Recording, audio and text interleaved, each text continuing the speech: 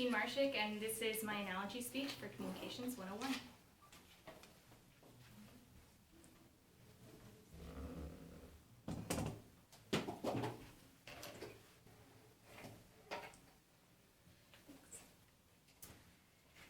Since the earliest days of astronomy, since the time of Galileo, astronomers have shared a single goal: to see more, see farther, and see deeper.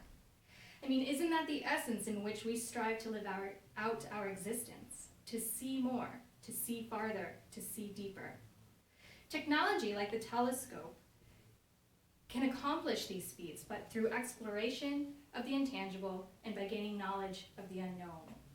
In 1990, the Hubble telescope and I embarked on our journeys to acquire as much knowledge as possible before our light ultimately dims and our lenses cease to work.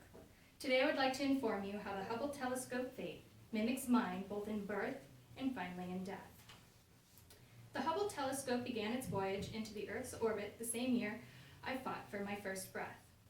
When launched, immediately there was a problem.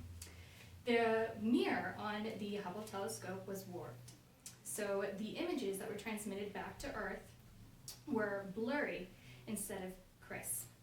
This is very similar to my own experience, because as soon as my mother was ready to give birth, I became lodged in the birth canal. My mother's pelvis was warped. With careful planning for both the telescope and I, the routes were reanalyzed and different solutions were found. Hubble telescope had a new angle and a new mirror, and I found a new exit plan, cesarean. The Hubble telescope is also known for its array of beautiful images that has enlightened the world. Though my own work, not as profound as the telescope, but as my job as a current licensed nurse, I hope to continue my education as a catalyst into exploring my own unknowns. The telescope relies on the planet's gravity to maintain its orbit, but that might not always be enough. According to HubbleTelescope.org, as the years progress, Hubble's components will slowly degrade to a point at which the telescope stops working. Like the telescope, I will cease to function. My mind, my body will deteriorate until I'm merely a shell. But that's life. We're given a short time to explore and pass on knowledge to the next generation.